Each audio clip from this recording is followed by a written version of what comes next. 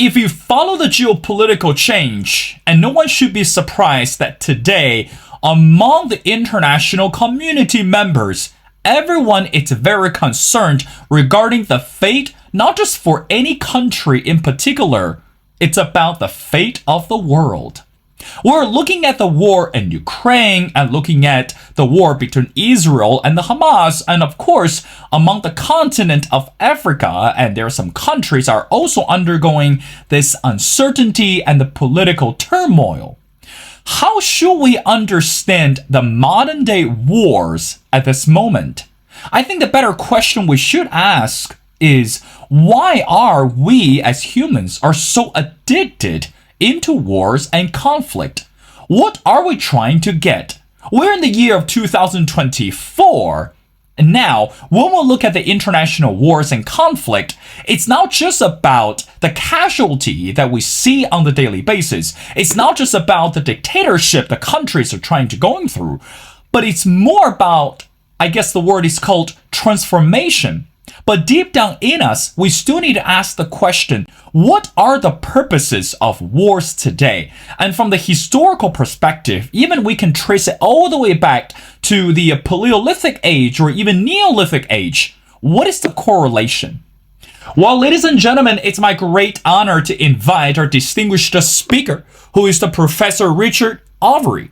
Richard Overy is an honorary research professor at the University of Exeter, and he has written more than 30 books on the European dictatorships, air power, and World War II. And of course, he's a fellow of the British Academy and a member of the European Academy for Sciences and Art. And his amazing book, especially the current book, it's called Why War? Well, Professor Overy, and welcome to The Missing Piece. Thank you. Well, Professor, I want to get started. As I mentioned in the intro, it's fascinating that in the year of 2024, we're still looking at major wars. You know, we mentioned the war between Israel and also the Hamas, and of course the war in Ukraine. But meanwhile, I know that in your book, you dive into something quite particular. It's not just about the war strategy. It's really about this psychological analysis. When we talk about wars today, can you help us with better understanding what is the correlation between the wars we're looking at right now and also this psychological perspective? Your thoughts? Well, I talk quite a lot about psychology in the book, and evolutionary psychologists have begun to explore why it is that human beings have always fought, not just they fight today, but have always fought.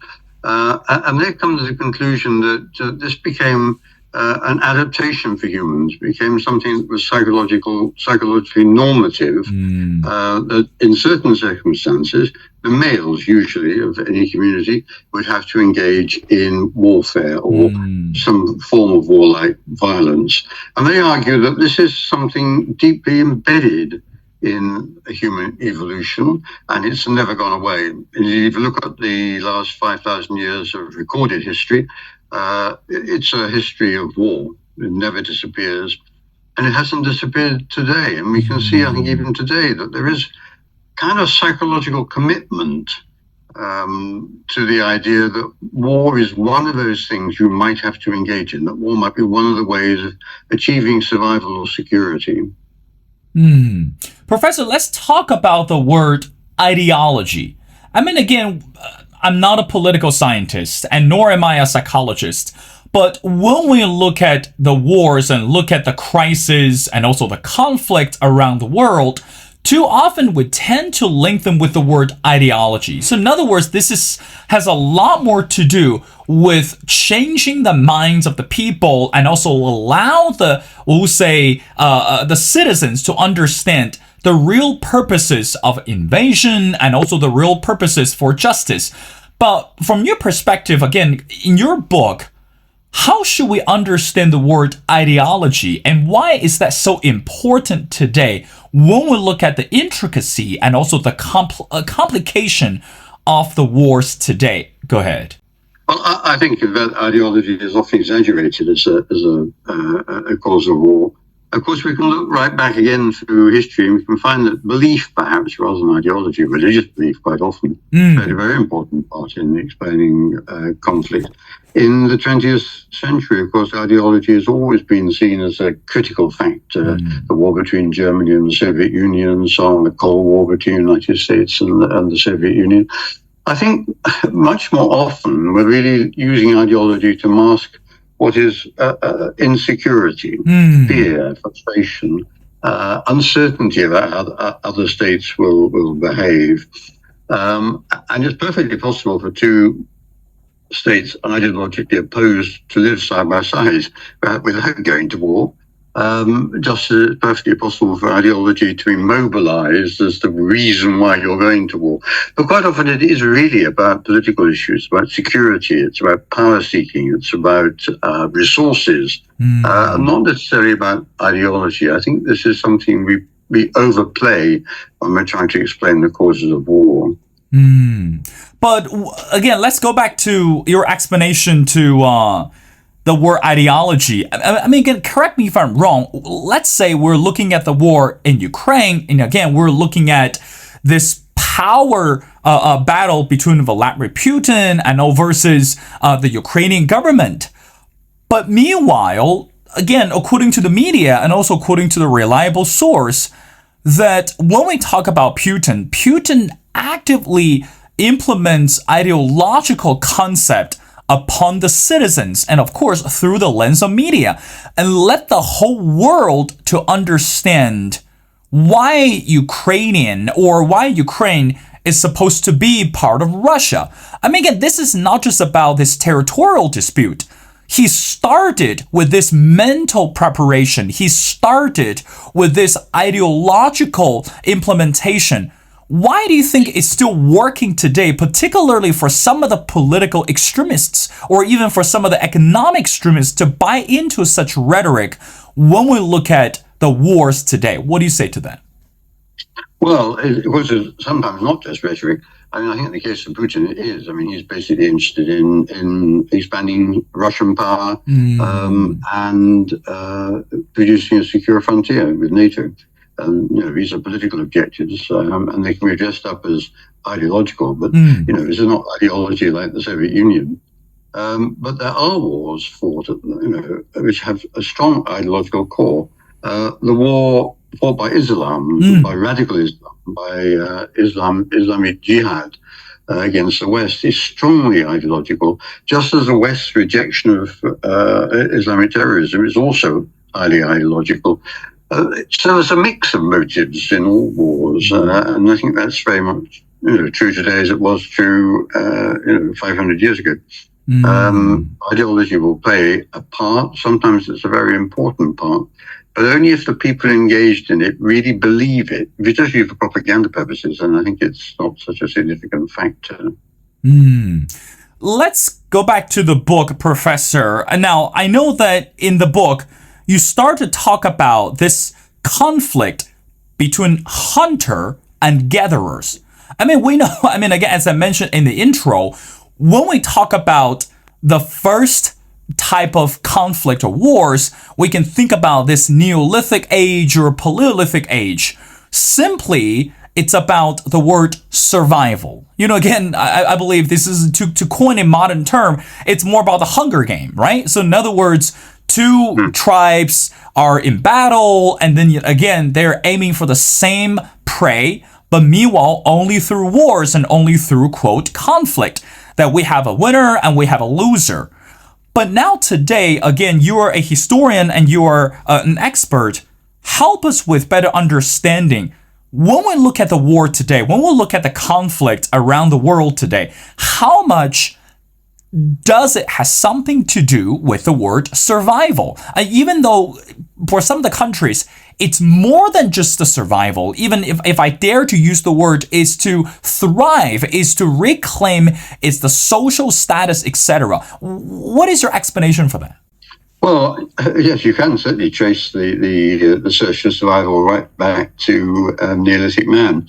And there it really was a search for survival. I mean, the few resources and so on. And, if you came into conflict with another tribe, that's what you did. You annihilated the tribe and took their resources. In the 20th and 21st centuries, survival is still very important. The Japanese, for example, when they launched their war finally in 1941 against the British Empire and the United States, what they thought they were doing was trying to guarantee the long-term survival of the Japanese people and Japanese civilization. And they feared that that was really what was under threat. And, Hitler in Germany, too. This is a question of survival in the face of the Jewish world conspiracy. And somehow or other, the Germans have got to survive and the Jews will have to be destroyed. So survival is still a critical factor, and it's expressed most clearly, I think, in problems about security. Are we secure? What threatens our security? And every state worries about its security. Every state has armed forces. Why? They're not all going to go to war with each other. But they can never trust what's going to happen in the wider world.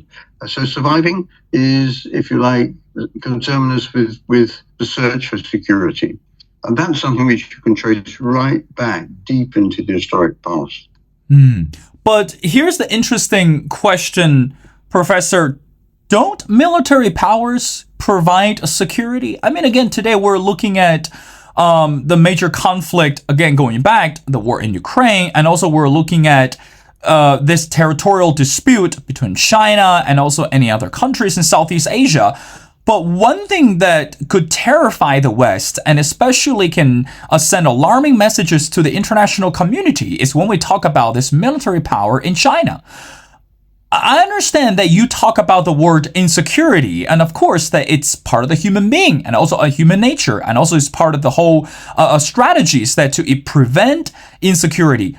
But meanwhile, as we continue to see this empowerment of military power around the world, again, going back to the same question, don't military power could provide or increase security instead of increase insecurity? Why is that so complicated? And also, why are we still paying attention to military power at this moment when we talk about insecurity? Your thoughts?